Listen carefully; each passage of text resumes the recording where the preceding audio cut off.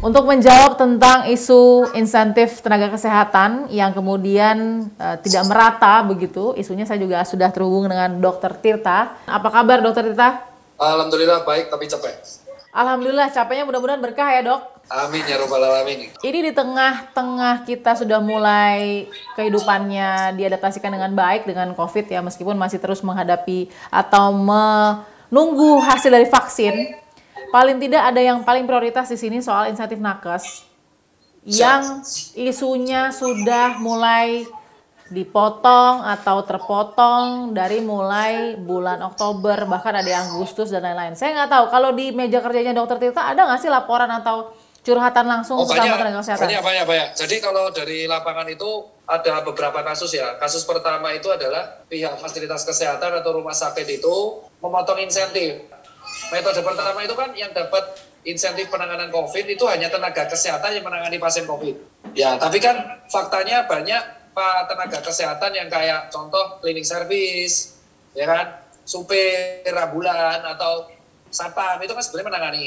Insentif yang dari pemerintah itu turun ke rumah sakit, habis itu sama rumah sakit tertentu itu dijumlah, lalu dibagi rata Kak, untuk direkturnya juga, untuk HRD-nya juga, tanpa persetujuan dari dokter tersebut. Nah, yang dipermasalahkan sama dokter perawat ini adalah, kami sih nggak masalah, orang-orang ini tuh nggak masalah kalau uangnya itu dibagi-bagi. Tapi mau konfirm dulu, karena kan yang menangani pasien sama yang tidak menangani pasien harusnya mendapatkan jumlah berbeda. Dan kan ini tidak sesuai dengan Permenkes. Itu kasusnya ada, tapi rata-rata dari mereka tuh masih bukti ke saya, tapi mereka takut di blow up, karena takut dipecat. Betul. Dan semuanya pemecatan Pak. Dan ini saya laporkan sama staf Susmenkes dan Pak Menkes. Cuman terlalu banyak yang melakukan hal ini. Kedua, metode kedua adalah sampai ke rumah sakit, tapi karena rumah sakit insentifnya COVID itu belum dicairkan belum direbus oleh BPJS atau direbus oleh pemerintah, uang insentifnya nakes itu buat ngalangi rumah sakit. Jadi nakesnya nggak dapat. Jadi nyangkutnya di rumah sakit semua. Metode ketiga emang nggak cair. Jadi rebusnya belum. Jadi emang di pihak pencairannya. Tiga ini berbeda Kak. Jadi yang satu dan dua ini nyangkutnya di fasilitas kesehatan. Kalau staf Susmenkes emang bilangnya vertikal. Nakes ini kan lapangan Kak. Nakes itu tidak mengetahui administrasi. Nakes itu memegang sumpah Hippokrates, itu menangani pasien. Saya bisa ngomong karena saya nggak digaji dan emang saya relawan. Tapi kalau kawan-kawan saya, itu kan dapat uang dari hal ini. Dan ini tuh berimpact pada apa? Mereka itu terbagi fokusnya. Harusnya mereka ngurus pasien, sekarang malah ngurus protes sana-sini mengenai insentif. Dan ini ada keempat Mbak, kasus baru lagi. Satgas COVID mengirimkan relawan tracer. Itu gajinya nggak cair kan? Belum cair. Berapa bulan? Jadi belum tahu. Ada yang bilang sebulan, ada yang 2 bulan, ada yang 3 bulan. Dan itu udah diblok oleh lapor COVID. Kasus penanganan COVID di Indonesia itu bukan hanya soal pasien, bukan soal tracing, tapi soal tenaga kesehatan yang sudah melaksanakan tugas, tapi tidak mendapatkan haknya. Sumpah kami itu tidak akan pernah mogok. Kalau memang nggak ada duit ngomong, jangan di PHP. Jangan fix tanggal A, tapi molor tanpa kepastian. Jadi nakes ini nasibnya sama kayak orang-orang yang di luar sana yang nggak dapat duit. Bedanya orang yang nggak dapat duit ini stay di rumah, ya masih bisa cari kerja. Kalau nakes, ya mereka kalau protes dipecat, Mbak. Jadi mereka kerja terus dengan intensitas yang luar biasa berat.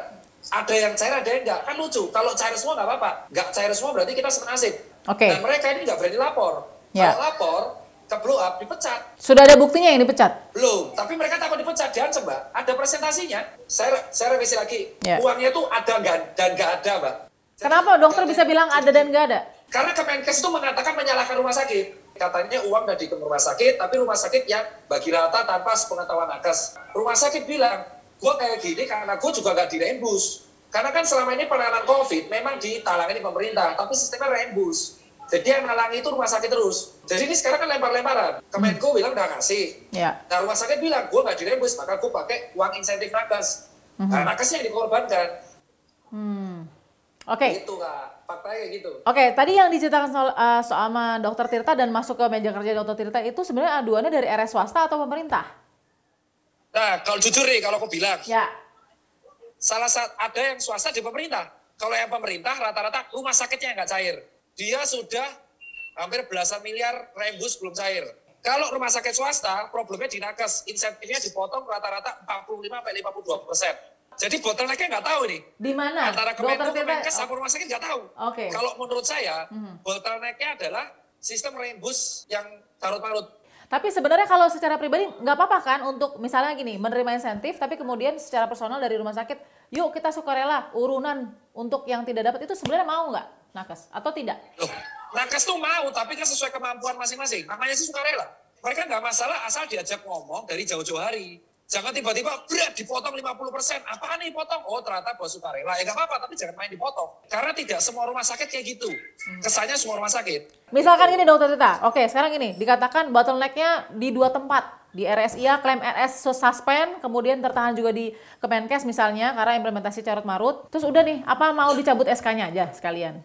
Kan nggak mau juga. Ya nggak SK, auditor dong nggak. Itu gunanya auditor. Kan kita punya namanya auditor keuangan. Bukan tugas kita. Nakes itu biarkan mereka merawat pasien tanpa harus memikirkan kayak gini-ginian. Oke, kalau seandainya akhirnya ada transparansi itu dan dijawab uangnya tidak ada untuk 2021 misalnya, gimana? Ya bilang, nggak apa-apa. Nakes ikhlas, asal bilang uangnya nggak ada. Jangan menjanjikan sesuatu yang nggak ada. Cukup tidak KPK mengatakan mengimbau RS tidak memotong insentif nakes? Cukup nggak? Orang nggak pakai masker didenda, ya kan? Sekarang rumah sakit cuma diimbau, nggak adil, Kak. Dokter Tita, terima kasih. Semoga selalu sehat dan sukses juga ya usaha-usaha lainnya. Amin. Amin, amin. Terima kasih Dokter Tita. Kita temukan fakta berikutnya.